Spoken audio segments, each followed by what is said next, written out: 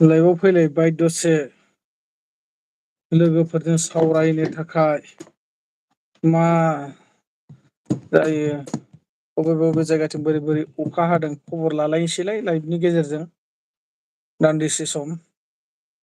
गोबां जायगायावथ' अखा हालांबाय जायगा जायगा ना मोनसावलाबायबाय मोनजालाबायबाय।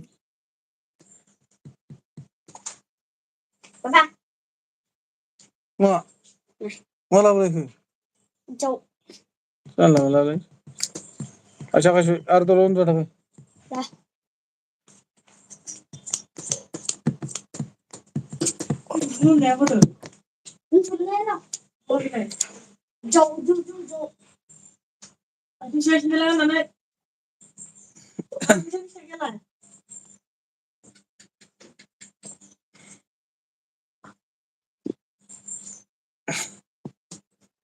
गेसमोन मा जाजोबखो माथो रावबो फैयासै ओ लाइक होनो नागिरदों लाइक बिर हरदों माथो लाइक लाइक बिर होजेनदों सोर जाखोबा जाहरनायाव कमेन्ट हरदो दे लाइक बिर होग्राया।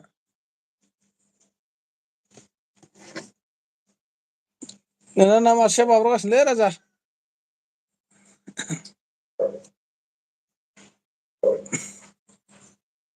मानो सेलुट लालाबायखोरानो आदसा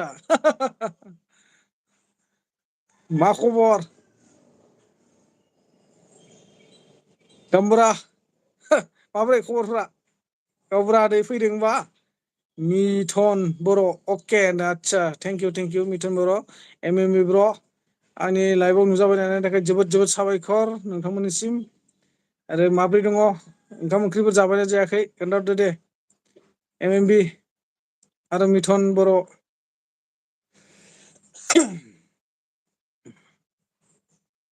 लाइक हो लोगोफोर लाइक हो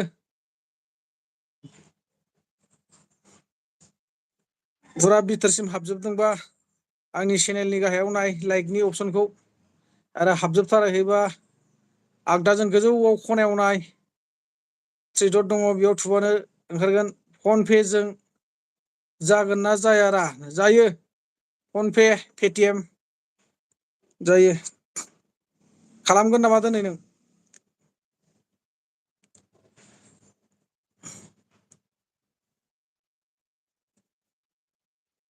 दिनै खालामनो सानदों खालामबा खालामदो आं दहाय उइद्र' खालामबाय 3600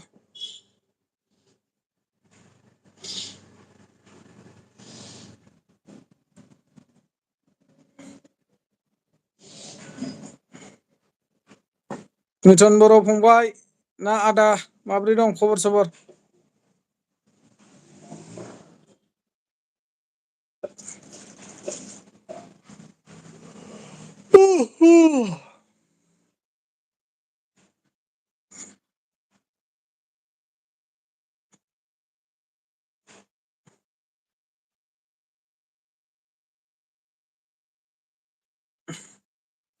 अखाजों ना मोनसावलाबाय थादोंमोन दानि लामा लामा जोंनियाव मानसिफ्रा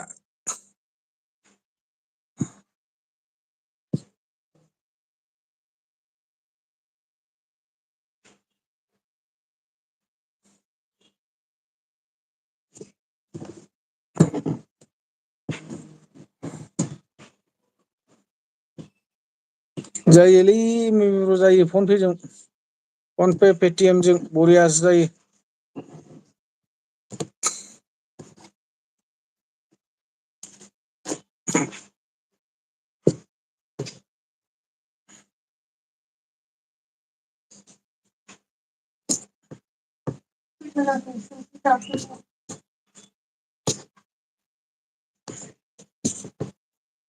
माब्रै दं खबर सबर अखाफोर हादोंना हायाखै बबे बबे जायगाथिं अखा हादों अयथासार अखा हादोंमोन जोंनाव खिन्थु दा खामानि गैया सानदुङा गरमथार अखाया गैला सान्दुंआबो नुजायाखै थेवबाबो हब हब गरमथार बोरैबा माबा जाबाथाय नों हरफिनखागोन दा ना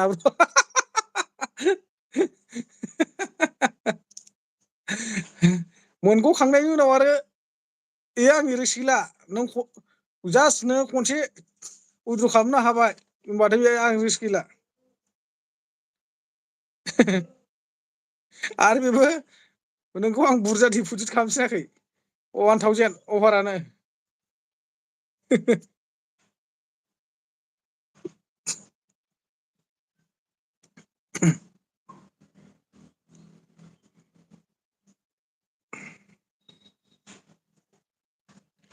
जाखो लोगोफोर कमेन्ट हरदो दे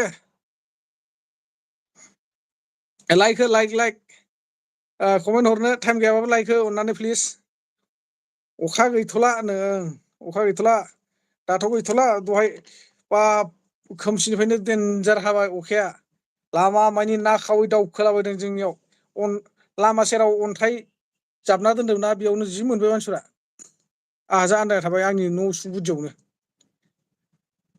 जायगानि आन्दायमारो होननाया बिदिनोमारलै गारि मथर गाखोनायाबो जायगायाव थानाय मानसिफ्रा आजादि जायोना ओमफ्राय खिगारजानोसै गारिया खारग' जालाबायनोसै बिदिनो जाहैबाय आंहाबो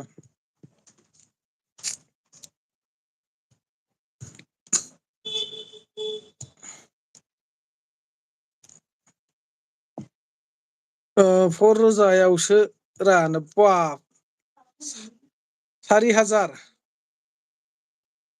हा 4000बाथ' नों गाबोन समफोरनो थाब मोनखागोन ओमफ्राय मा होनदों फिस एकर्ड फेमिलि आंनि चेनेलखौबो सापर्ट खालाम आदा होनना आदसा चेनेल नामा फंबाय नोङो आंनि सर्ट भिडिअफोर नायनानै बा लं भिडिअआनो जा सर्ट भिडिअआनो जा मोनसे कमेन्ट हरना दोन आं रिटार्न हरगोन दे एल बि लाखांनायनि उनाव दोनखांनायनि उनाव सिन्था दा खालाम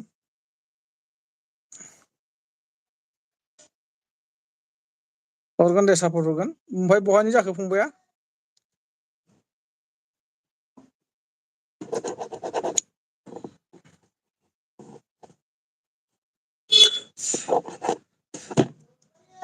फर थावजेनबाथ' नों एकदम थबनो दुरुननो हाथारगोन 120 दा मोनानो 240 मोनखागोन नोङो बोरैबा बारासो मोननो हागौ थाइनैसो थाइथामसो अके आदा औ फंबाय ओमफ्राय बहानि जाखो फंबाया अननानै खोन्थाहरदो लाइक होआखैबा लाइक होदो आरो खबर सबर माब्रै दङ अखाफोर हादोंना हायाखै बगाजुलिनि आदा आदसा रङिया बगाजुलि ना फंबाय तामुलपुर बै साइडनि आरोना थेंकिउ फंबाय गोजोननाय थाबाय आंनि लाइफआव नुजाफैनो हानायनि थाखाय दा नोंसोर फार्स्ट टाइम लोगो मोनदों फंबायखौ भिडिअफोर नायखायोमोन नामा आंनिखौ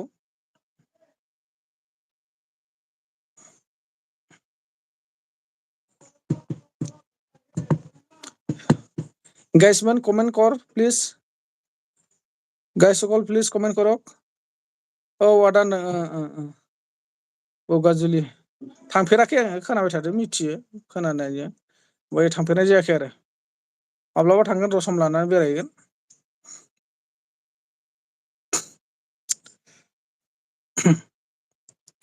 बे बोसोरखौ जोबखांनानै गिदिंनायनि सुरु खालामनो र' एसे ओरैबा ओरै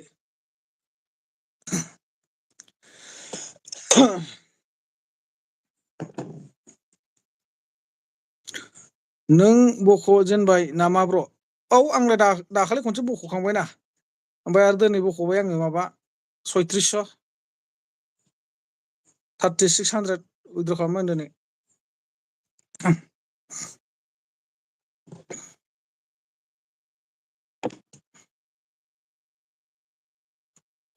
दहाय 10:30 खालामदों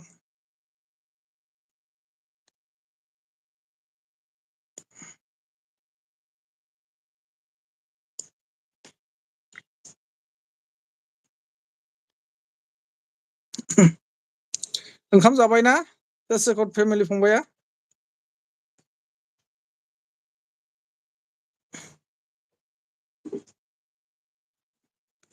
पेस एकर्डसो ना फिक्स एकर्डसो ब्रा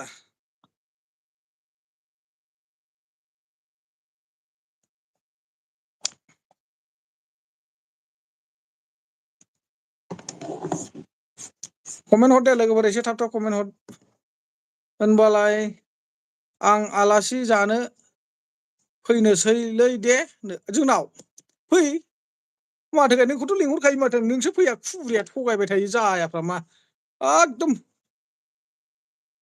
होगोनसो आं नोंखौ र' आरो फांखाया नों हरनाया गाज्रि जालायनानै दं आंहा नों हरनाय फांखाजों माबा जायै बार जायै खब जानानै दं आंहा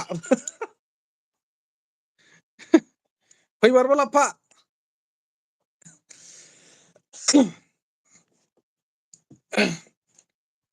मोनायावसो फैखागोन ना नोङो नङाबा बार मोनजानायबो नङा गरमजों गोदाव सोराव जाफैबाय थानांगोन हा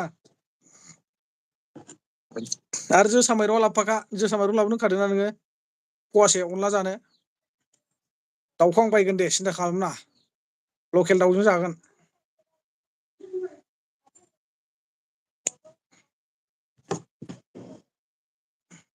गैया साला खुरिया खुगायावल' बुंहरो ओइ राजा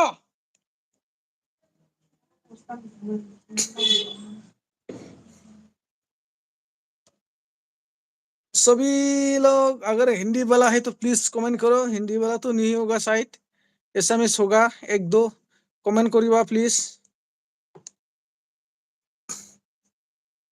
जाय जायफोर आंनि लाइभआव एटेन्ड जानानै दङ अननानै प्लिज कमेन्ट खालाम गाबोन लाल साया बन्दसो आदसा होमबा गाबोन गाबोन फैगोन फै गाबोन फै बेरायनो फै दा मोनायावनो दुरुनना दोनखा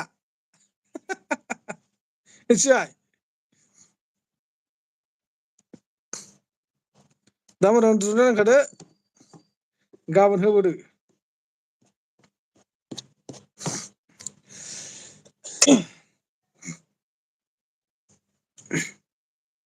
सोरां बारां फै ब्रह्मपुत्रथिं बेरायलाबायनांगौ ओरै एसे अबेबा अबेबा बेरायलाबायनांगौ जायगा नायथिंनांगौ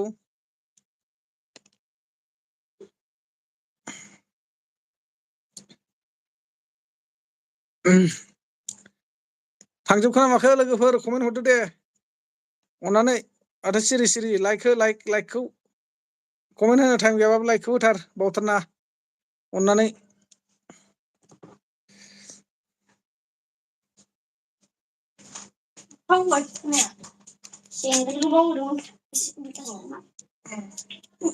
सेन्देल बावबोनाय माबा मोनसे बावबोनाय बावबोनायावबा मखासथलै नोङो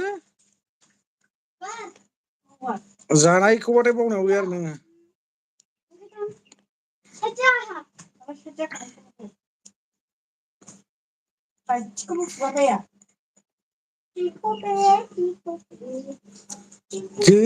गोसोखांबोलानो गोजांस्रिव मोनो हारसिं थाबोलानो मोदै बोहैयो माथो कमेन्ट खालामग्राफ्रानो गैया नौलै कमेन्टखौनो हरा माथो होनबावनो उन्दुदों खोमा ओरैनो अनावल'सो दोनदों खोमा बेस्राफोर रेस्ट लादोंदां दसे खामानि दामानि मावनायनि खोथा दं सोरबा बायदिया कलेजफ्राव थानानैबो नायग्रा दङ फरायनाय गथ'फ्रा सोरबा बायदिया बिदिनो माबा मोनसे अफिसफ्राव थानानैबो नायनाय दङ माथो खालामनो आरो कमेन्ट लिरनो टाइम मोनाना किसुमान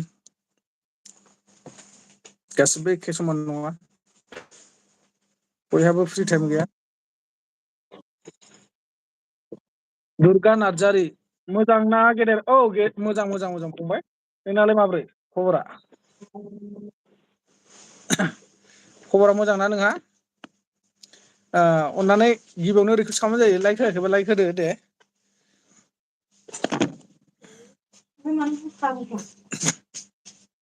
लाइक हो प्लिज आरो मा ओंख्रि जाबोखो फंबाय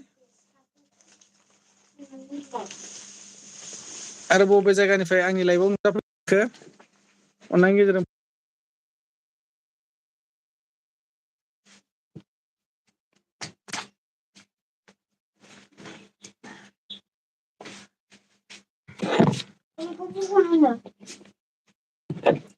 खबर सबर माब्रै दं गासै लोगोरिफोरना बिथांमोनहा माब्रै दङ सानसुनि मा मा ओंख्रि जालाय लायखो आरो बोथोरफ्रा माबोरै दङ माइफोर गायनो मोनदोंना मोनाखै गामियारि फेमिलि ब्लग गामियारि फेमिलि ब्लग आदा नै आदसा गामियारि फेमिलि ब्लग सेरफांगुरिमोन नामा?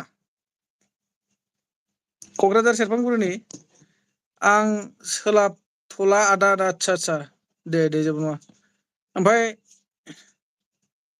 गामियारि फेमिलि ब्लगआ नानियासो जाखोना बैनायासो जाखोरा आं एसे बेस्थ' आदा दे जेबो नङा दे लाइक होआखैबा लाइकखौ होदो अननानै अके होनदों एम एम बिया सेरफांगुरिनि आदसा दे जेबो नङा दे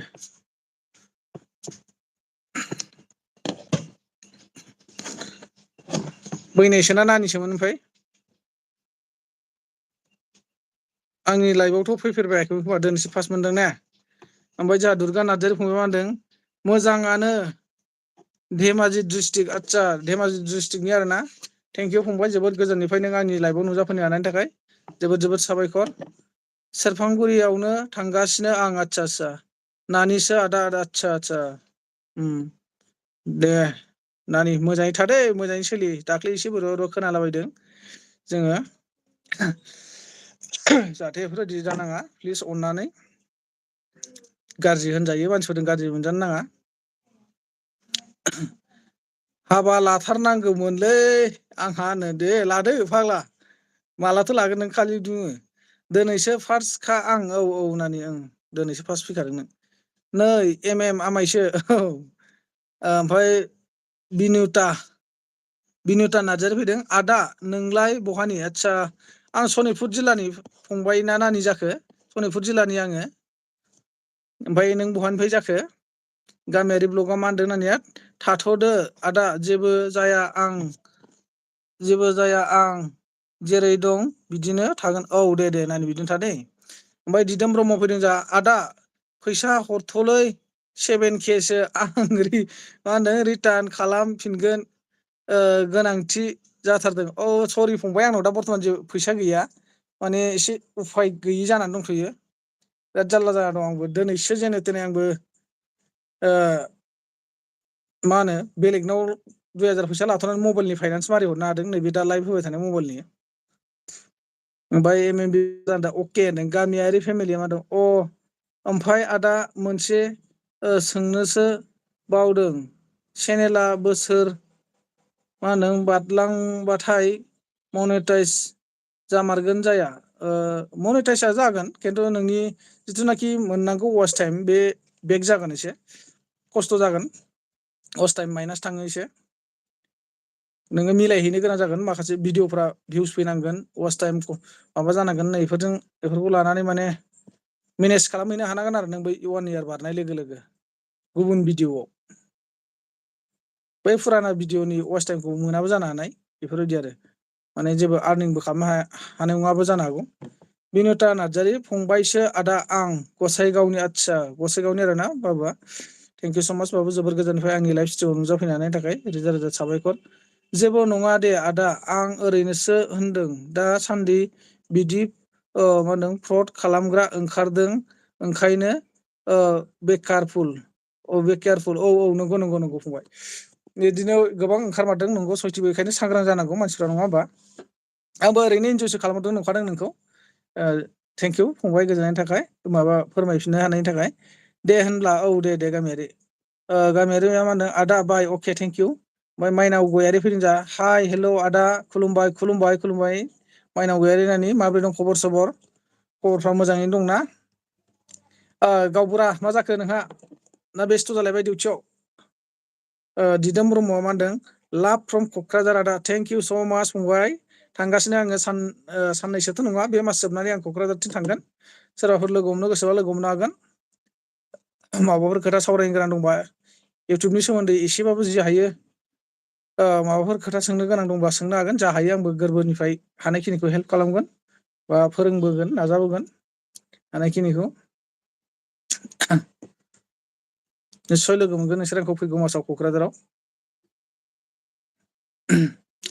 वेलकाम आदा लोगो हमगोन थेंकिउ फंबाय लोगो हमनो हागोन दे जेबो नङा जायफोरा माब्लाबाफोर मानिबा सोमोन्दै कन्टेक्ट खालामनो सानोब्ला बे आंनि चेनेलनि मेन डिसक्रिपसनावनो दंखायो अलरेडि आंनि कन्टेक्ट नाम्बार बेयावनो मोनगोन आरो आंनि कन्टेन्ट गैयै माखासे भिडिअ दङ डाइरेक्टलि इदिट खालामनानै होनाय नैयावबो माने मोननो हागोन नोंथांमोना आंनि कन्टेक्ट नाम्बारखौ नांगौ जायोब्ला बिनि गेजेरजोंबो कन्टेक्ट खालामबानो जाबाय खिन्थु जुदाय मुदाय टाइमाव आंखौ कन्टेक्ट खालामनो नाङा आङो फुंनिफ्राय मथा मथि दुइथासिमा आं बिदिनो एसेबाबो बेस्थ' थाखायो नै दा लाइभ होदों नङा होमबा दा बेफोरबायदि नोंसोरो कल खालामोबा आंखौ जेब्लायबो माने 4थासो बाजियाव कल खालामनो हागोन आरोखि 4ता 5ता 6ता 7ता बे टाइमाव आरो गामियारिखौ आं नागार हानाय नङा गुबुनजों जाबायब्लाबो फाग्ला नोङो गावबुराया बिदि जायाबालाय बोरै जानांगौ जाखो इउटुबनि गावबुराया जारला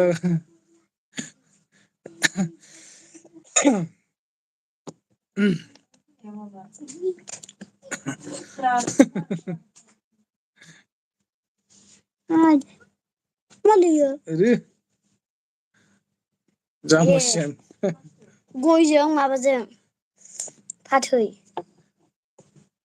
उन्दुदो खस्थयो बेखौ मा सिथाव बेखौ थांखुजों माबाजों बिनुताया मा होनखो आदा माथो नायग्राफोरानो खमथार औलै फंबाय खमथार बिदिनोसै आरो माथो होनबावनो दसेनो फैयो दसेनो थाङो बाय बाय आदा आरो रायजोफोर थेंकिउ फंबाय दसे समबाबो आंनि लाइफआव हेफाजाब होफैनो हानायनि थाखाय जोबोद जोबोद साबायखर लाइकफोर होयाखैबा होलांदो फंबाय आदा लाइक साब खालामना होदो दे अननानै नोंथ' दंखायो खोमा माथो आंनि सेकेन्ड चेनेलाव माइनाव गयारिया जागोन दे आं दा नायगोन लाइभ दोनखांनायनि उनाव आदा मा ओंख्रि जाखो ओंख्रिया जोंना माबासोमोन दालि जहल ओमफ्राय भिन्दि दालि जहलावनो भिन्दि होफाखादों आरो ना ओमफ्राय मा होनो माबा थिथा केरेला भाजासोमोन आदा लाइक साब खालामना होदो दे अननानै जागोन दे आदा मा ओंख्रि जाखो ओंख्रिखौ खोन्थाखाबाय आङो दालिजों भिन्दि ओमफ्राय थिथा केरेला भाजासोमोन आरोना जेबो गैया दिनै मिरामिससो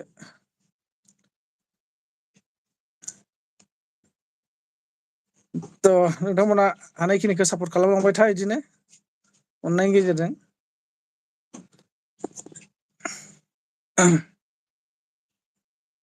नोंथांमोननि अननायावनो दिनैसिम बेहालागै जौगाबोनो हाबाय आसा खालामदों नोंथांमोना आरोबाव बिदिनो सापर्ट खालामलांबाय थागोन आरो लोगोसे मा होनो नोंथांमोननि अननायावनो आंहा दिनै बेखिनि साबसक्राइबार फैबाय बेखिनि वाच टाइम फैबाय बेखिनि आर्निंखौ आं मोननो थांगासिनो दङ नोंथांमोननि अननायावनो दिदोम ब्रह्म हाइ हेलौ लाइक खालामना होदो दे अननानैनो दिदोमा थांबाय नामा थांनोसै होनदोंमोन दिदोमा बेस्रा बेस्थ' खोमा माबाफोर खामानि दङदां बा ओंखाम जाबावसै जों दहाय जायाखैमोन आरो जाबावसै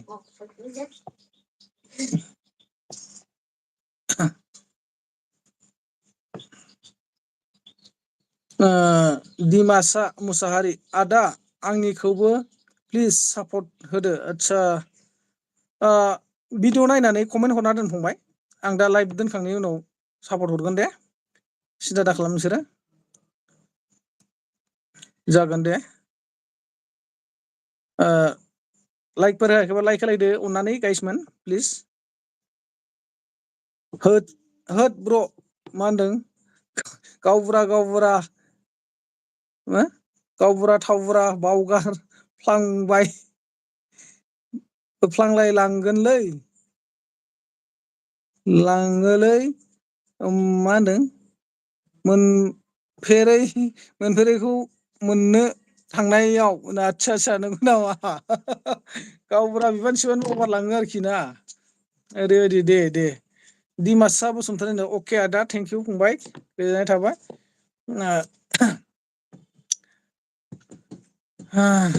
मा ओंख्रि जाना फैखो दिमासा आरो बहानि जाखो फंबाया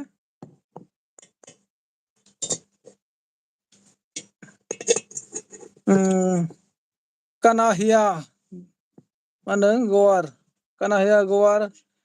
आप कौन सा क्या लिखा है मुझे समझ में नहीं आया यार प्लीज थोड़ा रोमांस में लिखो।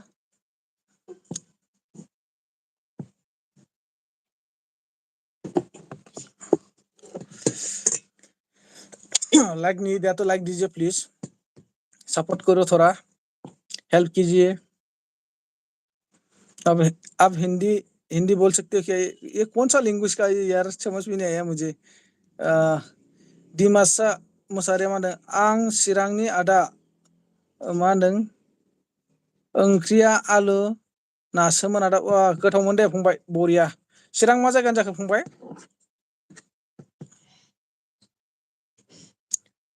चिरां बबे जायगानि जाखोथाय? गोजोननाय थाबाय थेवब्लाबो फंबायनिसिम आंनि लाइभआव नुजाफैनो हानायनि थाखाय, आंखौ सापर्ट होफैनो हानायनि थाखाय जोबोद जोबोद साबायखर आंनि गोसो गोरबोनिफ्राय। गासै भिउवार्सफोरखौनो आंनि गोरबोनिफ्राय थेंक्स जासिहरो। मानोना नोंथांमोनहा बेफोरबायदि सापर्ट होनायनि दारैनो आं दिनै बिसिम आवगायबोनो हादों। नोंथांमोननि अननायजोंनो आं दिनै इउटुबाव खस्थ' खालामनायनि फिथाइखौ मोननो थांगासिनो दङ। गिबि खेब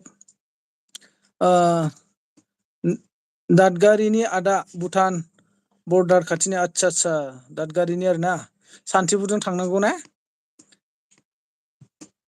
सान्थिफुर जानानै कान्हाैया गौर, आपका जो लिख के दिया है ना वो मुझे समझ में नहीं आया।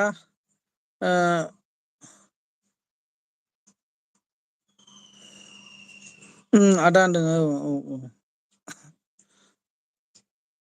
कान्हाैया, अगर आपको एसामिस मालूम है तो एसामिस से बोल सकते हो please. Assamese, Hindi, but I don't know English. Something होननांसिगोन आरोखि। थोड़ा थोड़ा मालूम है लेकिन ज्यादा नहीं।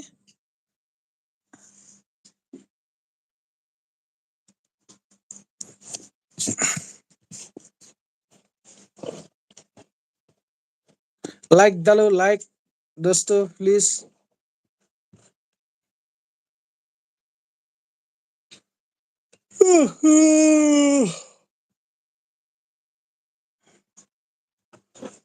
माइनाव गयारि, आदा नों मा गामिनि? आदा आं सनितपुरनिसो नानि, सनितपुर जिल्लानिसो आङो, ढेकियाजुलिनि। नों बहानि आदा? नै आं खोन्थाबायानो दासो फंबाय, आं सनितपुर जिल्ला ढेकियाजुलिनि। बाय दा वे आं थायो गुवाहाटियाव, आं गुवाहाटि एयारपर्ट खाथियाव दङ। सानजि फाग्लि लागा थिंजानि नामा दिमासा ब्र'? औ बिथिंनो जागोन। गालांगोन, बिसिनिखौ गालांबावनो हागौ।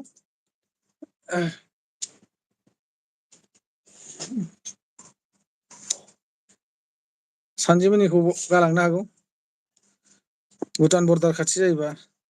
ब्र'नो, आदसा आदसा सिनायो होमबा ना सानजिखौबो?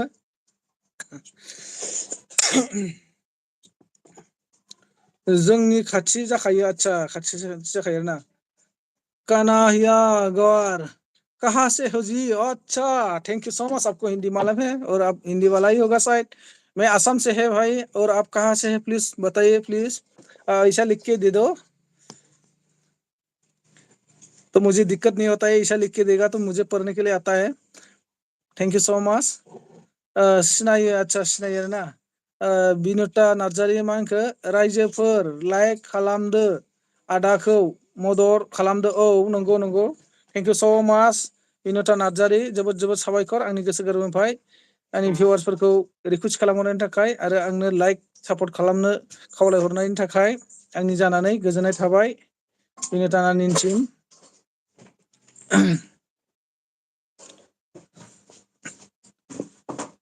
और आप कहाँ से है कान्हाया? कान्हाया भाई, आप शायद बहुत दूर से आया है मेरा लाइव में।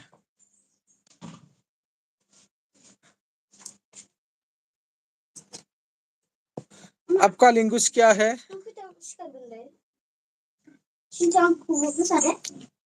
लिव मिली सुधीर भाई, यू लाइक माई जरकावाल क्या?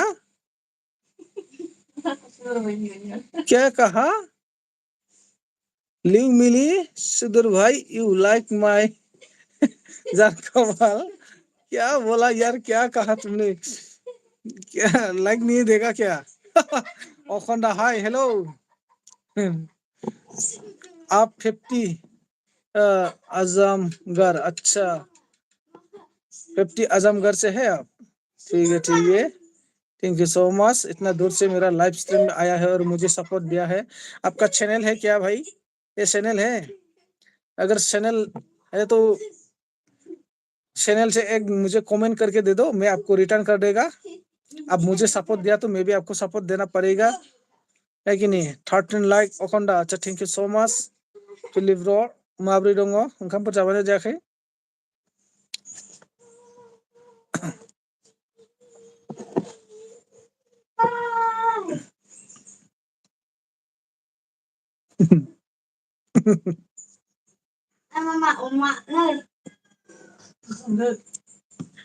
कोई बात नहीं चलो ठीक है अखंडा उदयगेंद्रा हट अखंडा उदै फिसा फिलिप अखंडा बोरैलै मा होनदोंमोनलाय नोङो दाख्लै अ नों गैयै जायगायावसो अखा हायो होनदोंमोन नामा अबेसे हादों हानाया खिन्थु दा नों थानाय जायगायाव अखा हादोंना हायाखै बेखौल' बुंदो हायाखैबो गोनदांलै मैया माथो मोसाथिंला थानानैसो लाइभ होलायबाय थादों ना मा लांथिया बेलाय आर'नाइ ला ओरैसै लाया माथो आं नोंनि खोथाखौ हर आर'नाइ हर नों आर'नाइ हरदों आंनो आर'नाइ गैयाथ' हायाखैनो आदसा नों जेराव थायो बेयाव अखा हाया मारायलै ना मोजांबालाय नोङो मानसिया लिव मिरी त्रा बीबी को देखना अच्छा तेरा बीबी को देखना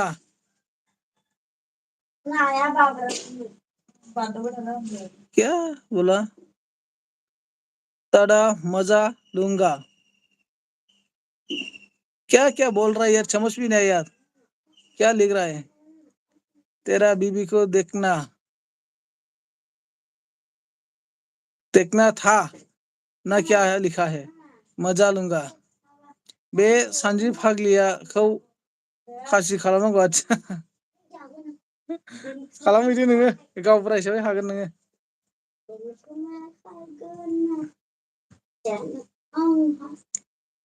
लिव मिली क्या क्या लिख रहा है समझ भी नहीं आया अच्छा से लिखो डिमासा मुसाहारि होनदो औ सिनायो आरोना एसे खाथियाव आंना न'आ हा खोनाया दै मा होनदों दैखौबो लुनांलायाखै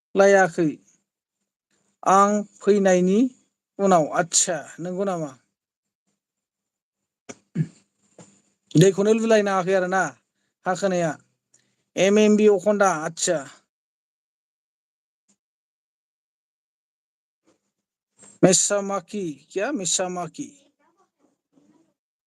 मेसामाकी लिव मिली क्या क्या लिख रहा है कनाहिया गौर कैसे हो भैया जी मैं ठीक हूँ और आप कैसे हैं भाई क्या हाल है आपका और आप लोग का उधर में मौसम कैसा है धूप का मौसम है ना या बारिश का मौसम है आप लोग का उधर में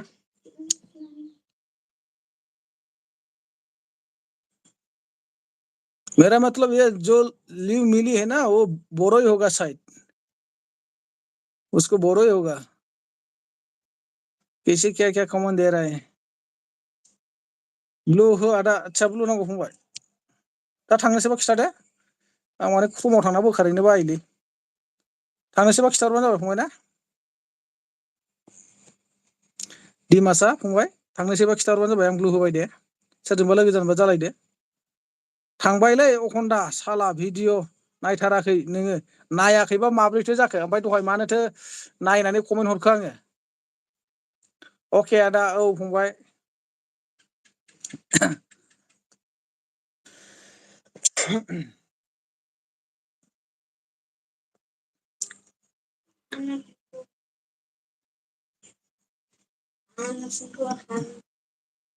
माथो ओंख्रि जायामोन अखन्दा अरुणाचल लगा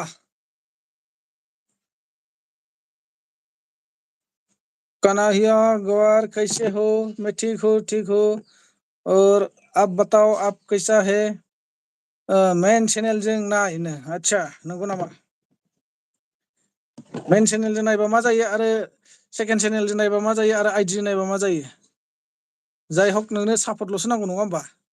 लाइकल'सो मोननांगौ, भिउसल'सो नांगौ, अखन्दा।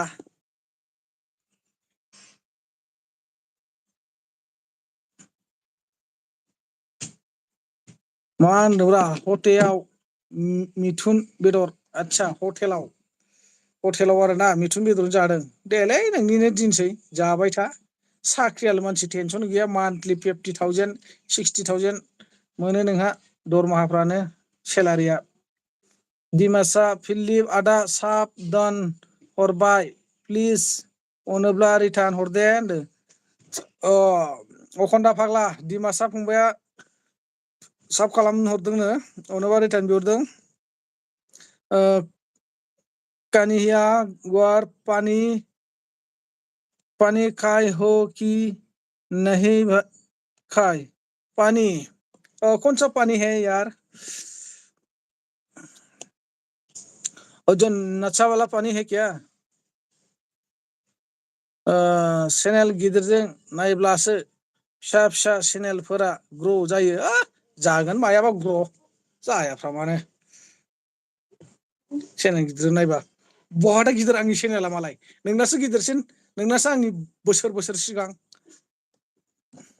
मा जाखो फिलिप ब्र औलै दे जागोन दिमासा 24 आवार्सनि उनाव 24 आवार्स लाखायो फाग्लासो रिटार्न हरनाय आन्थायाव 24 आवार्स नाङालै बे आंनोथ' 5 मिनिटबो नाङा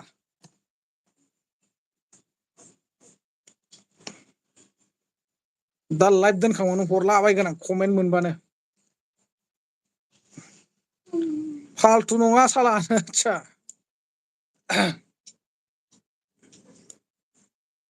नङा होनदो नोंनासो आंनि सिगां नङा होनदो चेनेला फैसा मोनखांबावबायसो खोमा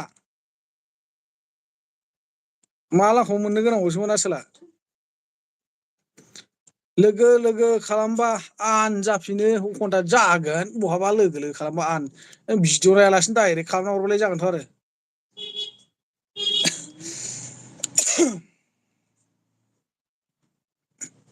थेंक इउ आदा फिलिप औ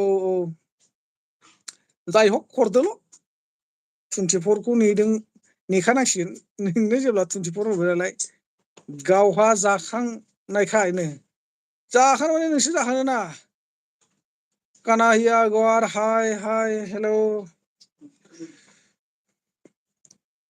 ओ शायद कन्हैया आपको इतना ज्यादा अभी हिंदी मालूम नहीं होगा शायद है ना आपका लैंग्वेज क्या है खास क्या है आपका भैया एमएमबी आदा साबधान हरबाय प्लिज रिटार्न हरदो अनोब्ला होनो एमएमबी गावबुरा दिमासा फंबाया साब हरबायनो अनोब्ला रिटार्न बिहरदों गावहा दाखालि रां मोनखांबायथ' आच्छा नंगौ नामा मोनखांबायलै मोनखांबाय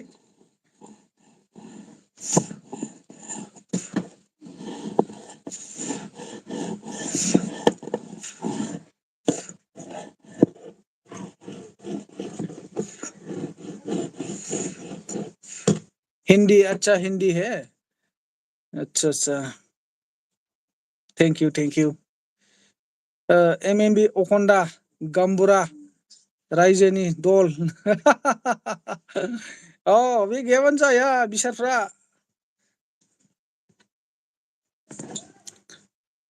गांव में एक मुकेल नहीं होने से कभी विचार होता है क्या मेल मीटिंग होता है क्या नहीं होता है ना इसीलिए एमएमबी को थोड़ा इज्जत से बुलाना पड़ता है इज्जत से एमएमबी को एमएमबी हमारा यूट्यूब चैनल का एक प्रेसिडेंट है गुवाहाटी एरिया का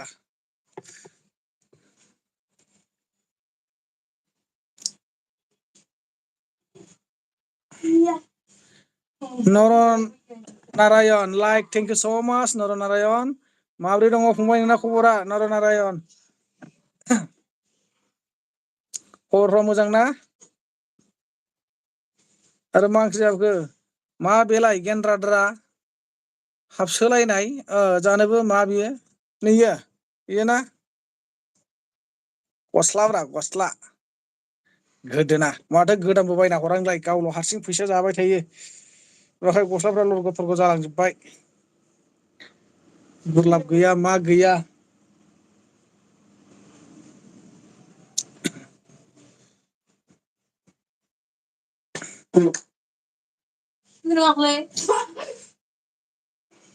आखाया मोनामजागोन बेंग्रा बेंग्रा खुगायाव बिदि सोनानै बानायबाय नामा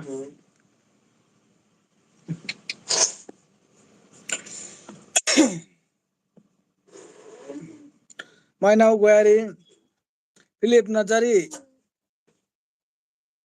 फिलिप नार्जारि आहि हेलौ आदा मा ओंख्रि जाखो आदानो औ मा ओंख्रि जाखो खोन्थादो दे माबा मैसो बेदरनोलै नानि मालाय गोथावथार आर'नाइ ला अखन्दा हिनजावनि खामायनाय जाग्रा माथो औ हिनजावनि खामायनायखौसो जाना दंखायो आङो बेखायनोथ' हरदोब्रा अना गावहा एथ'ग्रा बेफोरखौ ए टु जेट मिथिजोबनानै माबा जावनायखौल' नुखासैथ' अके सार नै आं मा होनदों लाइजाम लिरबाय दङ एसे उनाव रिटार्न खालामगोन दे डिमासा फंबायखौ आरो ना एसे उनाव रिटार्न खालामगोन जा एम बि आ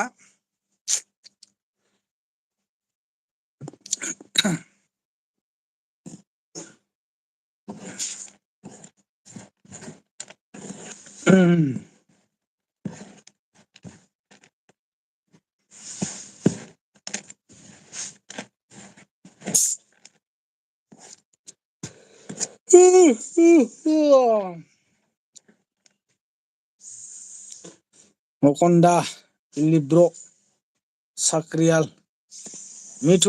मिथुन बेदर माइनाव सनानो आदसा नोंबो सना होनो रोंलाय साला अखन्दा बुरिया न'आव थाबाबा बिदि होननायखौ मिथिया गिजानि बुरिजों माबाया बियो मानसिफोरनि लाइफआव गिदिङा आदा आं बाक्सा डिस्ट्रिक्टनि आनन्द बाजारनि आदा आं आनन्द बाजाराथ'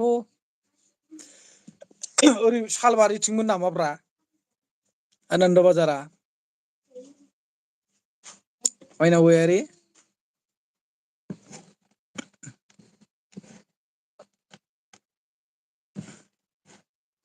कहानिया भैया जी हमने कुछ समझ में नहीं आ रहा है हमारा बोडो लिंग्विश बोल रहा है भाई ये जो मैंने बोल रहा है ना वो हमारा बोडो कचहरी का लिंग्विश है आपको समझ में नहीं आएगा और आप कमेंट देने से तो मैं आपसे हिंदी में बात करेगा ठीक है बाय द वे आप बुरा मत मानिए क्योंकि इधर में व्यूअर्स लोग मेरा साथ हमारा लिंग्विश का ये कमेंट दे रहा है ना इसलिए मैं वो लोग का साथ में हमारा लिंग्विश से बात कर रहा है बुरा मत मानिए प्लीज डिमासा मुसाहारी माइनाव प्लिज जइन मी जइन जालाय एक्चुअली आं माइनावनो ब्लु होआखै नांगौबा बुंबानो जाबाय ओमफ्राय दा थांनोसैबा खिथाबानो जाबाय आरो ना आं माने क्रमाव बोखारहैबाय थाया बेयावनो दा लाखिफिनगोन आङो दे एबार कालार फुननानै होदो ब्र आदसा कालार नांसिगौ आरो ना कालार होबाय दे फिलिप आदा गोथाव आदा औ गोथाव मालाय गोथाव जायोलै नानि बेहा टेनसन गैयाना साख्रियाल मानसि मालाय सिन्था गैया खेबसेनो 3 प्लेट 4 प्लेट बेदर बायनानै जानो हायो गोसो जायोबा टेनसन गैया नाबो जानो हायो बेदर जानो हायो लकेल दाउ जानो हायो अमा बेदर जानो हायो गोसोबायदि जाबाय थानो हायो इलेक्ट्रिक डिपार्टमेन्टनि साख्रियाल ना मालाय अरुणाचलाव बेबो अरुणाचल प्रदेशआवसोबाव जोंनि आसामाव नंबावा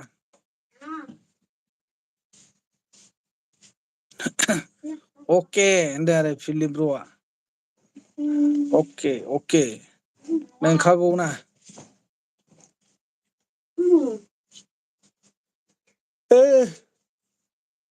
दुस्थ' उन्दुनाय जाबाय नामा जिसको फ्रेंड चाहिए आ जाइए हाँ जिसको फ्रेंड चाहिए आ जाइए बोलो किसका फ्रेंड चाहिए मैंने साजी का खुद तो कभी भी किसी को पहले फ्रेंड नहीं बनाता है फिलिप ओकोंडा ने, लेकिन वो दूसरा को बुलाते रहता है, लेकिन खुद तो कभी भी किसी को भी फ्रेंड नहीं बना के रहता है। बहुत चालाक आदमी है।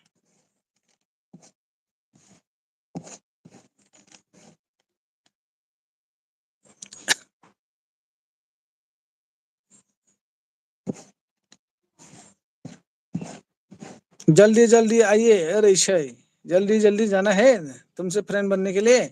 तुम खुद ही चले जाओ फ्रेंड बनने के लिए, उसका बाद में बुलाओ, मुझे रिटर्न दे दो बोल लो। कभी भी नहीं बोलेगा तुम पहले ईशा, बोलेगा नहीं बोलेगा।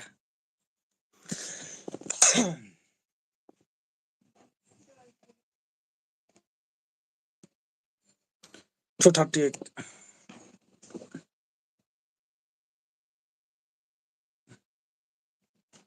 ना लाइकनि माबाया अपसन आरो बिथोर बाहेरथिं थांद्रायलै नुहुरा बेसे जाखोथाय। र' नोंखौ साला अखन्दा बुन्दा मा बुंदों नोंलाय। ये क्या है भाई,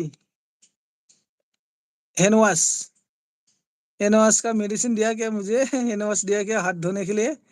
चलो ठीक है कोई बात नहीं, थैंक यू सो मच मुझे हैंड वॉश देने के लिए।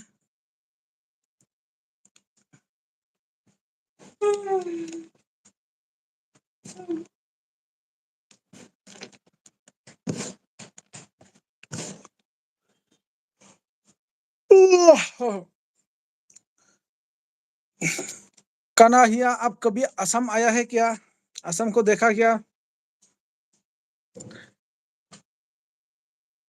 शायद नहीं आया होगा है ना।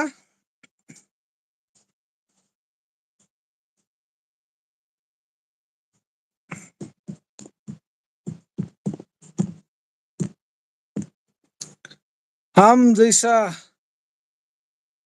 सच्चा,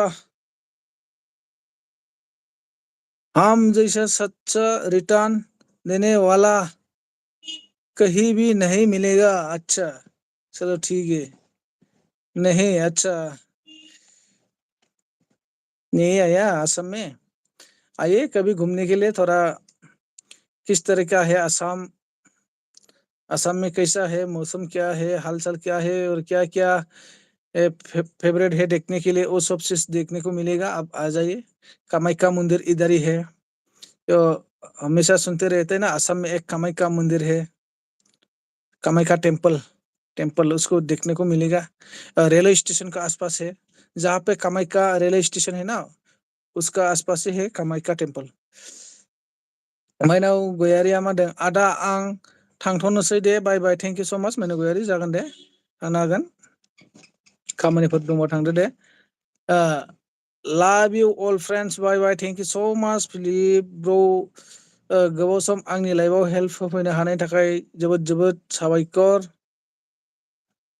दिल से धन्यवाद है आप सभी को मेरा लाइफ में आने के लिए और मुझे सपोर्ट करने के लिए। दिल से, मेरा दिल से शुक्रिया देता हूँ, शुक्रिया आप लोगों को।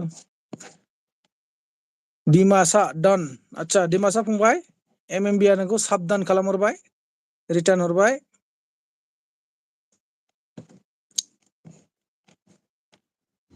थोद साला अखन्दा बुन्दा, तुम नोंनो अखन्दाया फिलिप ब्र अखन्दा, मा खबर, माबोरै दं खबर सबर नोंहा अरुणाचलाव।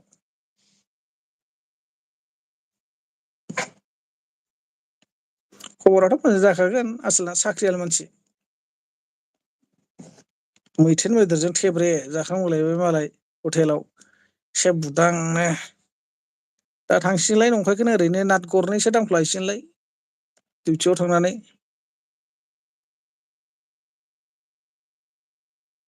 रवि चौहान, आप कहाँ से हो, मैं असम से है भाई, और आप कहाँ से है, फिर भी जो भी हो, आप कहीं से भी हो, आपको स्वागत है मेरा लाइव स्ट्रीम में। अब मेरा एलबी में आके मुझे सपोर्ट किया है, अगर लाइक नहीं दिया तो लाइक दीजिए प्लीज।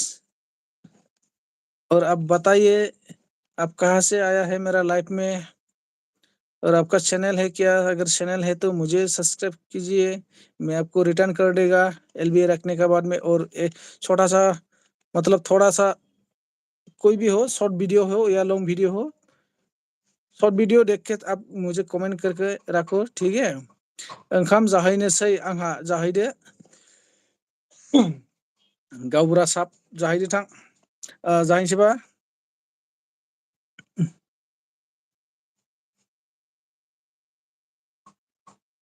अच्छा एमएमबि ब्र नों आंनो खनसे कमेन्ट हरबावलाय। महाराष्ट्र, अच्छा भाई आप महाराष्ट्र से है। थैंक यू सो मच इतना दूर से मेरा लाइव स्ट्रीम में आने के लिए, आपको बहुत बहुत स्वागतम है मेरा लाइव में। और आइए मेरा लाइव में थोड़ा सपोर्ट कीजिए, लाइक नहीं दिया तो प्लीज लाइक दीजिए। एमएमबि ब्र आंनो खनसे माबा हरबावलाय कमेन्ट। ओमफ्राय मामोनलाय जा मा नाम मोनलाय, दिमासा फंबाय थांखो ना माखो? दिमासा फंबाया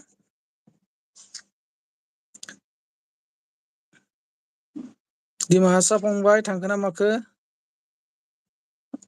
आप तो बहुत दूर से आया है मेरा लाइव में, तो थैंक यू सो मच। आप महाराष्ट्र से आया है, महाराष्ट्र मतलब मुंबई, मुंबई साइड में है ना?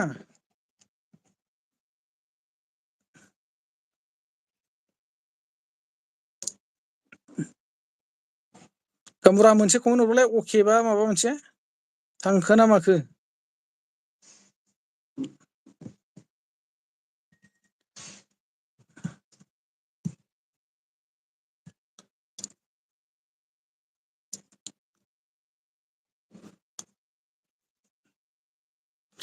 लेकिन रवि चौहान और क्या नाम था एक भैया का, कन्हैया, कन्हैया भैया, आप दोनों मेरा जो वीडियो का लैंग्वेज है ना उसको आप लोग समझ में नहीं आएगा, क्योंकि मेरा सिर्फ बोडो लैंग्वेज का है वीडियो। आप लोगों को थोड़ा समझने में मुश्किल होगा, कोई बात नहीं, फिर भी आप लोग कभी कभी ऐसा मेरा लाइव में आते रहो।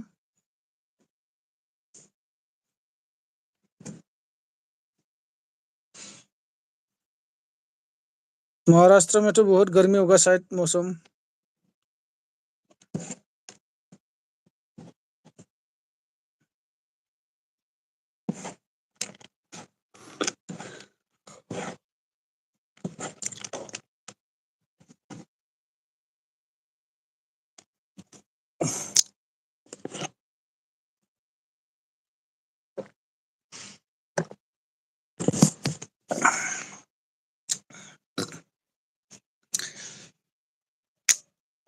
सभी को प्रणाम है मेरा लाइव में।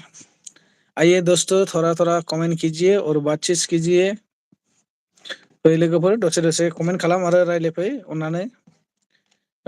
जो लोग लाइक नहीं दिया है प्लीज लाइक दीजिए, जायफोर अननानै जायफोर लाइक होआखै अननानै प्लीज लाइक होदो,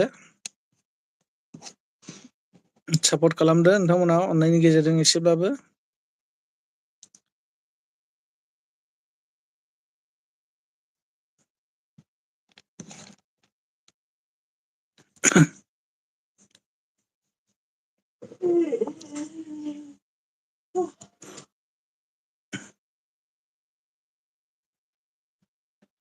दिमासा फंबाय थांखो ना माखो? दिमासा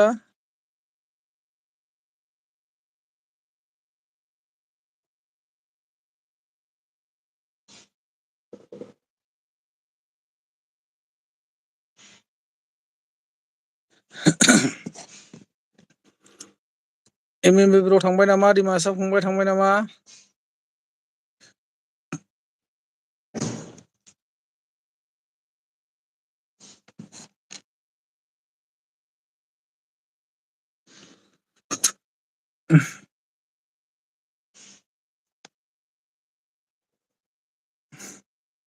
गासैनिसिमबो आंनि लाइभआव नुजाफैनो हानाय गासैनिसिमबो आंनि गोसो गोरबोनिफ्राय अननाय आरो सिबिनायखौ बावहरनाय जायो। आरो लोगोसे नोंथांमोनखौ आङो बोजबनानै लायो जे आंनि लाइभ स्ट्रिमाव दान्दिसेबाबो नोंथांमोना सापर्ट होफैगोन आरो बेफोरबायदिनो सम सम गेजेर गेजेर नुजाफैगोन होननानै आसा खालामहरो। जेरैबायदि नोंथांमोना अननायनि गेजेरजों गुबुनखौ सापर्ट होयो, थिग बेफोरबायदिनो आंखौबो नोंथांमोना अननायनि गेजेरजों सापर्ट होलांगोन। आरो हानायमानिखौ आंबो नोंथांमोनखौ हेल्प खालामनो नाजागोन बा सापर्ट होनो नाजागोन।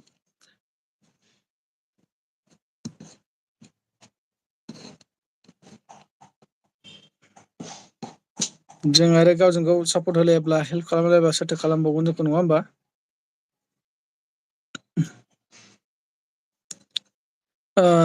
जुदास आदा होनदों, औ फंबाय मा खबर दे बुं। मोजांना खबरफ्रा? खबरफ्रा मोजांना फंबाय?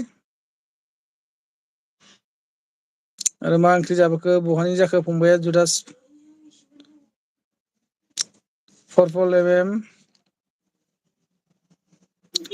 जुदास नों अबेनि आदा? थारमाने नों अबेनि होनदोंना? आङो जाबाय माबानि सनितपुर जिल्लानि फंबाय, सनितपुर जिल्ला ढेकियाजुलिनि। Bandana Sharma, hi I am from Assam. Assam হে আপকা ফ্রম? চলো তো আপুনি অসমীয়া জানে হয় না? অসমীয়া জানে যদি অসমীয়া ক'ব পাৰিব। ময়ো অসমৰে হয়। जुदास आदा गसाइगावनि, आदसा नों गसाइगावनि आरोना फंबाय? गसाइगावनि आं होनदों दे, थेंकिउ फंबाय, जोबोर गोजोननिफ्राय आंनि लाइफआव नुजाफैनानै आंखौ सापर्ट होफैनायनि थाखाय।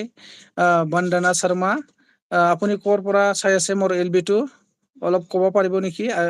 আৰু লাইক দিয়া নাই যদিও প্লিজ লাইক দিবা, এটা अननानै बयबो लाइक होदो दे, सापर्ट खालामदो।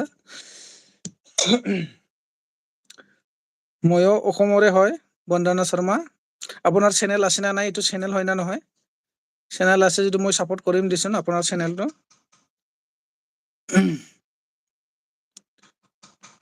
কিন্তু এটা কথা, মইতো আপোনাৰ ভাষাৰে ভিডিঅ' বনাতো মই বুজি পাম, কিন্তু আপুনিহে মোৰ ভিডিঅ'খন বুজি নাপাব।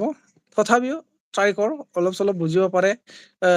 কিছু কিছু ভিডিঅ'ত মানে এছামিছ বা হিন্দী কোৱাও আছে, এইগিলা আপুনি চাই পেলাই বুজি ল'ব পাৰিব কিহৰ বিষয়ে মই কৈছে।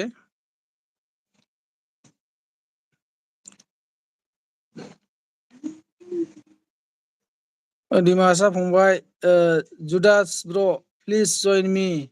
जुदास फंबाय, नोंखौ डिमासा फंबाया जइन जानो लिंदों। जइन जागोनबा बुंहरबानो जाबाय, आङो ब्लु होनानै होगोन। आरो थांफिननोसै समाव खोन्थालांबानो जाबाय, आङो ब्लुखौ बेयावनो लाखिफिनगोन।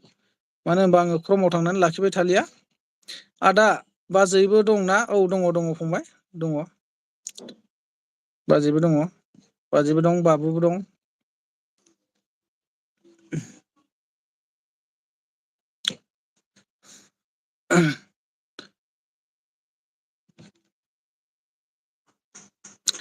मा ओंख्रि जाबोखो फंबाय? सोंबायना सोङाखैमोन आङो जुदास फंबायखौ।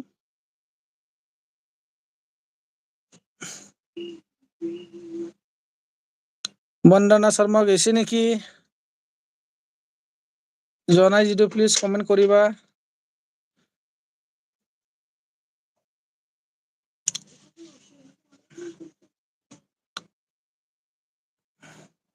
সকলোৱে এটা এটা কমেন্ট কৰিবা প্লিজ। 50 জন এটেণ্ড হৈ আছে বৰ্তমান মোৰ লাইফত। 50 आदमी हो चुका है। अभी थोड़ा एक दो कमेंट कीजिए प्लीज, ज्यादा नहीं, प्लीज एक दो कमेंट करके बात करो। कहाँ से है, कहाँ से आया है,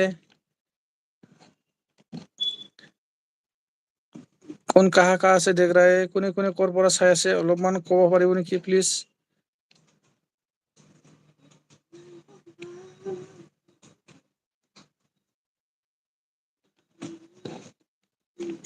नोंथांमोननि अननायनि गेजेरजों जा हायो हेल्प होबानो जाबाय। नोंथांमोना जेसे टाइमसिम थानो हायो अननायनि गेजेरजों। पुनाम ब्रह्म, हाय आदा, हेलौ पुनाम, मा खबर? नानिसो जाखो ना फंबायसो जाखो, अननानै फोरमायहरदो। सोमोन्दो लानो एसे उसुबिदा जायो नालाय, बेखायनो मोनोब्ला मोजां जायो आरो। लेडिस ना बयस, अननायनि गेजेरजों फोरमायहरदो। फंबाय जागोन ना बिब' जागोन ना बिदा जागोन।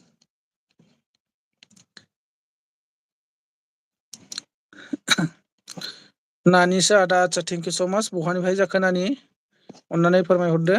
बबेनिफ्राय नायखो नोङो आंनि लाइफखौ। आरो जोबोद गोजोननाय थाबाय जे नानिया आंनि लाइफआव फैनानै आंखौ सहाय होफैनायनि थाखाय। डिमासा फंबाय निउ जयेन, लोगोफोर फैदो, औ लोगो जालायलायदो। डिमासा फंबाया लोगो जानो लिंगासिनो दङ।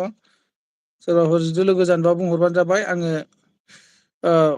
ब्लु होना होगोन आरो थांफिनसै समाव खोन्थाबानो जाबाय आरोना क'क्राझारनि आदा आदसा थेंक इउ स' माच होननानै क'क्राझारनिफ्राय जे नों आंनि लाइभआव नायफैनो हादों जोबोद जोबोद साबायखर क'क्राझार मा जायगा होननानै क'क्राझाराव आङो फैगौ मासालागै थांनो हागौ गिदिंनो बा एसे बेरायहैनो थाखाय नोंथांमोना अननानै जाहाथे सापर्ट खालाम आरो सोरबाफोर लोगो हमनो गोसो दंब्ला लोगो हमनो हागोन क'क्राझाराव जायफोर लोगो हमनो गोसो आंनि बे चेनेलनि मेन डिसक्रिपसनावनो लिंक आंनि बे चेनेलनि मेन डिसक्रिपसनावनो कन्टेक्ट नाम्बार दंखायो नोंथांमोना आंखौ कन्टेक्ट नाम्बारनि गेजेरजों जगाजग लानो हागोन आरो माबाफोर चेनेलनि सोमोन्दै फिसा फिसौ प्रब्लेमफोर सोंनो गोसो दंब्ला सोंनो हागोन माबाफोर मिथिनो लुबैनायफोर दंब्ला मिथिनो हागोन खिन्थु फुंनिफ्राय मथा मथि बिदिनो 9टा फुंनि टाइमाव 9टासोसिम फन खालामनो हागोन आंखौ आरो बिनि गेजेराव नोंसोर फन दा खालामथ' बिनिफ्राय डाइरेक्ट 4टानिफ्राय फन खालामनो हागोन बेलासियाव माबाफोर सोंनांगौ दङब्ला दे क'क्राझार टाउननिनो आदा आदसा टाउननिनो होनबाथ' नानिया ना थ' मोजां बाथ्रा क'क्राझार टाउननिबाथ' निस्सय लोगो मोनगोन थांनाय जायोब्ला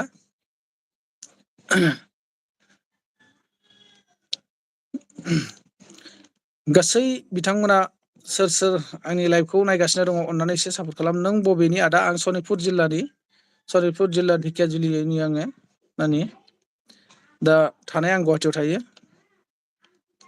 दा नोंसोरो आंखौ गुवाहाटिनिफ्राय लाइभ होनायखौ नुगासिनो दं आरोखि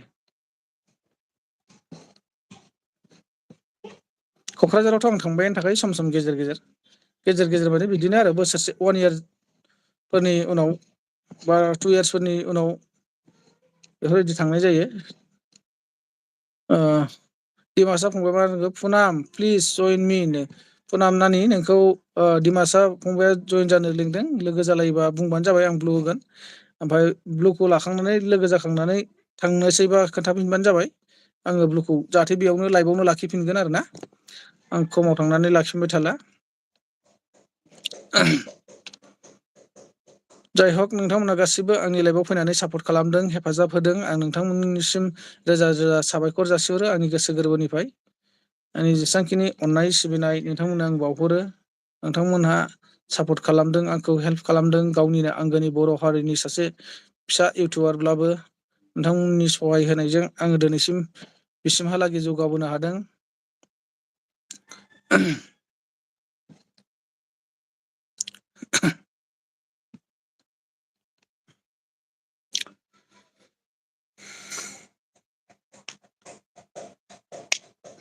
पुनाम ब्रह्म मा होनदों गुवाहाटियाव माबा मावो नामा आदा गुवाहाटियाव मावनाया बिदिनो मा होनबावनो आरो बेयावनो थाफैनाय बायदि जानानै दङ बर्थमान मावनायाथ' बर्थमान ओरैनो बेखारसो नायनि उनाव मा मावनाय जायो लोगोसे गेजेर ससेयाव गारिबो सालायनाय जादोंमोन गुबुननि गारि दा स्टप जाना दंथ'यो मोनसे प्रब्लेम सोलिना दं आंहा देहानि दा बेनि थाखाय आं गारि मथरबो सालायनो हाथ'वाखै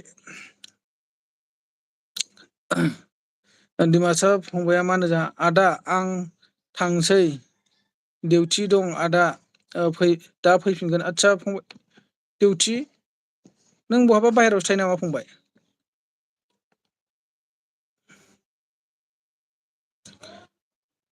बाजैयालायनो बाजै दङ बाजैयावनो दं आरो दा बर्थमान खस्थ' मस्थ' बाजैनि खस्थ' खालामनायजोंनो सोलिथ'नानै दङ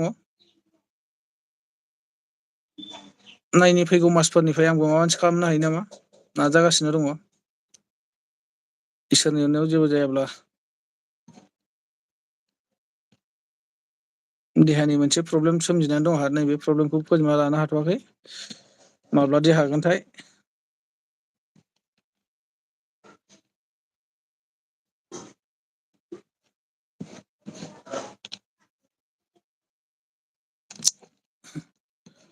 क'क्राझार टाउन बबे जराव नानि नोंसिना बिशाल मार्केटफोरथिं नामा ना सेक्रेटारि अफिस खाथिथिं ना रिलायेन्स थाव दिफु खाथियाव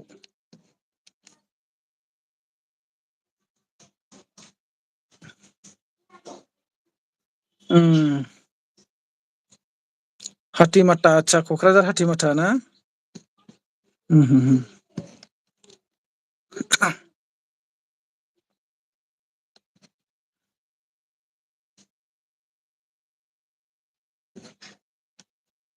एक्सुवेलि आं एसां माबाखौ मोजाङै मिथिजोबा बबे जरखौ हाथिमाथा बर' बाजार आच्छा बे क'क्राझार टाउननि बै मोनसे ओरैनिफ्राय कारिगावनिफ्राय थांबा आगसि लाइनजों मोनसे बाजार दङना क'क्राझार टाउनाव बेखौ बर' बाजार होनो नामा?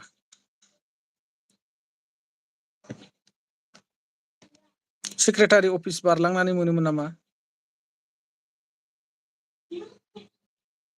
हाग्रामा गेस्ट हाउस बेफोरखौ बारलांनानै नङा होनदों आदसा अबेथिंथो होनबा आं मोजाङै मिथिजोबलाय लाङालै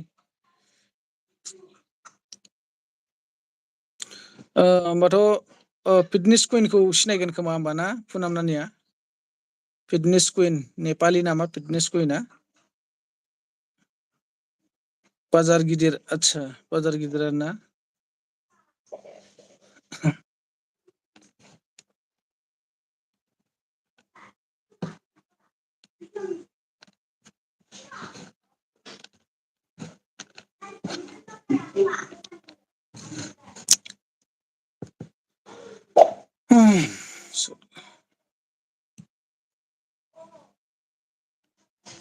खाफालफ्रानो गाज्रिसोलै बाहेरायाव थानानै माबा मोनसे खामानि मावनानै जानो सानबाबो जाला माथो नुनायावसो मदा सदा दाद जांगिला नुयो खिन्थु देहाया गासिबो दुरबल जेथिंबो सेवनानैसो दंजोबो देहाफ्रानो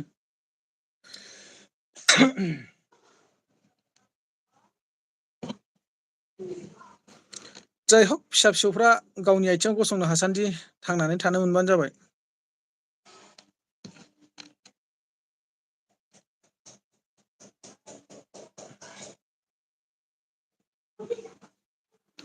जि समनिफ्राय फिसाफ्रा गाव गावनि आथिङाव हारसिङै गसंनो हायो बे समनिफ्राय बे संसारनिफ्राय गोमोरलांब्लाबो अरजाला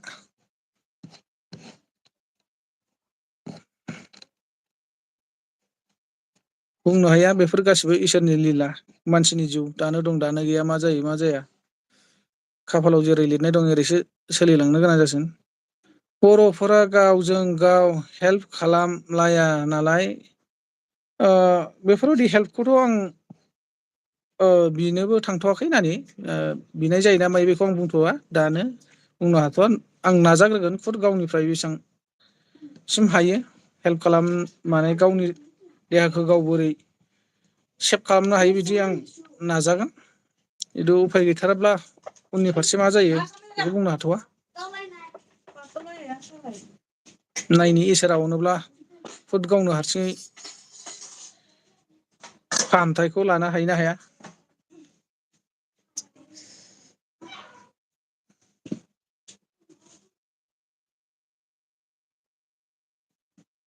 बोसोरनै बोसोरथामानो जानोसै बे रेकर्डखौ लानानै थानाया जेबो उफाय गैया माने जेबो खालामनोबो हायाखै मेडिसिनबो जानो हायाखै जेबो उफाय गैया ओरैबायदि जानानै दङ माने गोदाव सोराव नोमबाजैनि जेने थेने खस्थ' मस्थ' खालामनायजोंसो सोलिथ'नांगासिनो दङ बर्थमान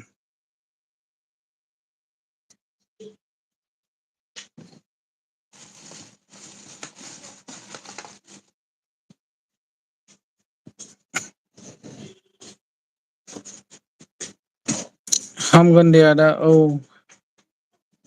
थेंकिउ नानि थेंकिउ नोंथांमोननि अननायाव लोगोसे इसोरनि अननायाव नोंथांमोननि बोरजों इसोरनि बोरजों ज' जानानै जाहाथे हामलांब्लाथ' मोजांनि बाथ्रा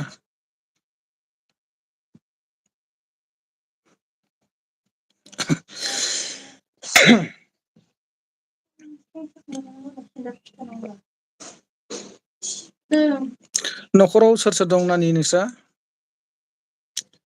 आइ आफा बिदा फंबाय बिनानाव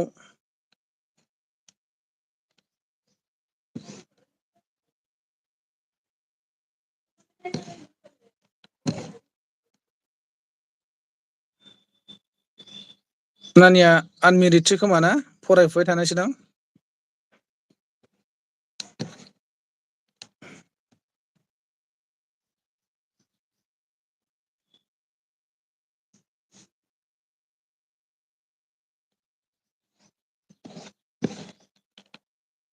हासबेन्ड आं फिसाजो आदसा अ मेरिड जाबाय होनबा ना नानि दे बरिया दे मोजाङै मोजां संसार जालांबानो जाबाय।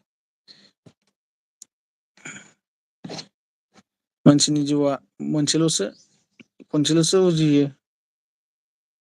नेक्स्ट जिउआबा बबेयाव लिरनानै हरदों बेखौथ' जों बुंनो हालिया। थांनानै थासान्दियावनो जोङो बयजोंबो मोजाङै मिलायलायनानै गोरोबनानै संसारखौ सोलिलांनांगोन। बे जिउ मोनसेखौ बिब्दिनो जों बारहोहरनांगोन। लोगो मोनगोन नानि सानसे क'क्राझाराव जेनेबा सानसे माने क'क्राझारावथ' आङो फैगौ मासालागैनो थांनो नाजागासिनो दङ। माखासे खामानि दङ बेनि थाखाय थांनो सानगासिनो दङ।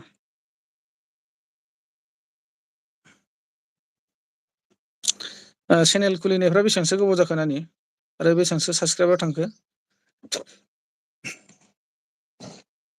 बेथ' चेनेलसो ना? अननानै सोर सोर दंबावो कमेन्ट खालामदो दे। जोंहा नै नानि पुनामाल'सो कमेन्ट खालामगासिनो दङ। आंबो दोनखानोसै बारा बावला। 20 जाबानो दोननोसै। दायो 1 घन्टा 11 मिनिट जाबाय 1 घन्टा 20 मिनिट फुरा खालामनानै दोनसै आङो।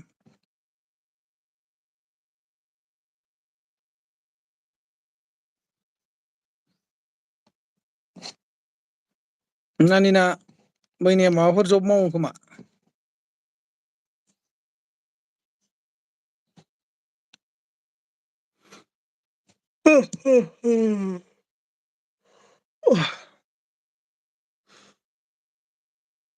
चेनेल गैया दा आदसा चेनेल गैया होनबा ना? अब्ला ओरैनो इउटुबनि आइडिजोंसो हाबफैदो आरो ना दे दे।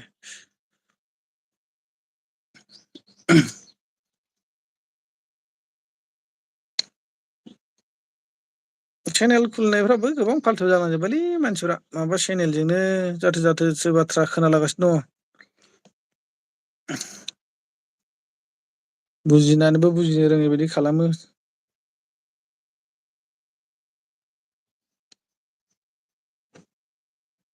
फाल्थु जालांजोबनोसो हमबाय माबा इउटुबखौनो मोनसे प्राइभेट माबा बायदिसो मोननानै लाबाय गावनि पार्सनेलि सोरबा बायदिया बिदिनो बिसि फिसाय थाखानानैबो लाइन मारिग्रा माबासो मोनलाय लांबाय।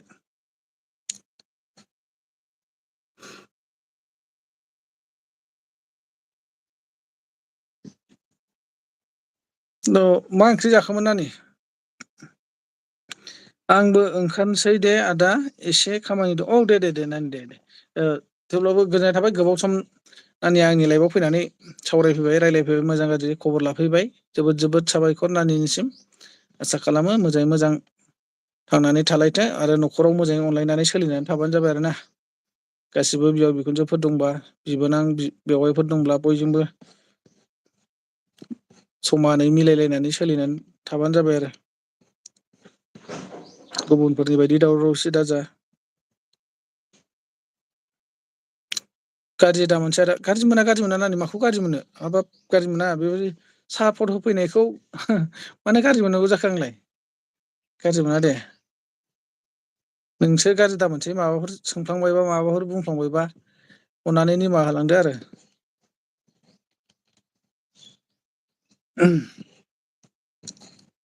गोसोआव माबा मोनसे दुखुनांथाव बाथ्रा बुंदोंब्ला साबसक्राइब खालामबाय आं आदा थेंकिउ नानि जोबोद जोबोद गोजोननाय थाबाय। आंनि चेनेलखौ साबसक्राइब खालामनानै सापर्ट खालामना होनो हानायनि थाखाय रोजा रोजा गोजोननाय थाबाय नानि।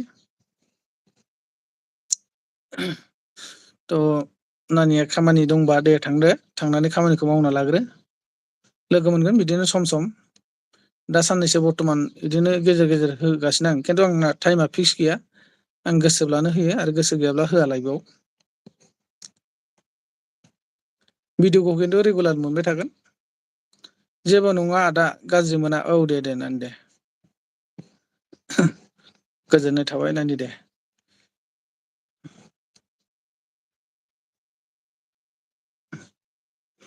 थ' गासै भिवार्स लोगो नोंथांमोन आंबो नैबे फन्द्रआवनो दोननोसै आं 20सिम थानो सानदोंमोन थालिया दे।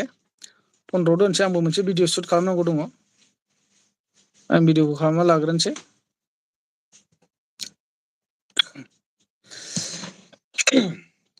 गासिबनिसिमबो आंनि अननाय सिबिनायखौ जासिहरनायजों लोगोसे दिनैनि आङो लाइभ स्ट्रिमनि गेजेरजों सोरखौबाफोर माबा मोनसे बुंफ्लांदोंबा अननानै नोंथांमोना निमाहा होदो गावनिनो आंगोनि बर' हिसाबै। दा बेनोमोन आं नोंथांमोनजों सावरायनो फैनायनि गुबै थांखिथ' जेबो गैयामोन, ओरैनो दान्दिसे आलां खालां मोननायखाय माने गोदाव सोराव मोननायखाय आं लाइभआव फैदोंमोन नोंथांमोनजों मोजां गाज्रि खबर लालायनो होननानै। बेखिनियानोसै आरोना लोगोफोर। थेंक इउ स' माच नोंथांमोननिसिम बयनिसिमबो आंनि लाइभखौ आंनि स्क्रिनाव फोजोबबाय। Thank you for watching. Next लाइभआव लोगो मोनफिनसिगोन।